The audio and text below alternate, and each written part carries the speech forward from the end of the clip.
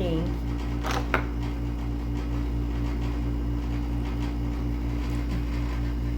Maaga ako nagising. Kasi magpa-flight ako ngayon going to Cotabato. So, the time now is 2:15 in the morning.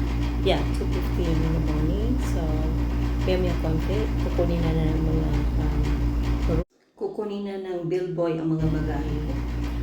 Mayroon kaming shuttle na ihahatid na ako sa Terminal 2 Airport.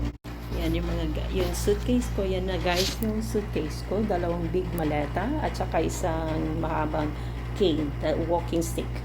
And then there's another one more small and my hand carry and my sweater.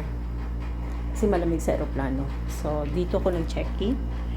Every time galing ako ng US, dito ako nag-check-in sa Podo Hotel. Mura na, malapit lang sa airport. So easy. 2 free coffee, 2 bottle of water, and 2 sleeper like that, and then shampoo and towel. Maganda dito, pwede kang ma-order. Order ka lang ng food, tawag ka lang sa counter, and de-deliver nila yung pagkain mo. Meron din silang free breakfast. Yan, maganda dito. Nasa baba lang yung Jollibee. You don't need to go outside like looking for the food.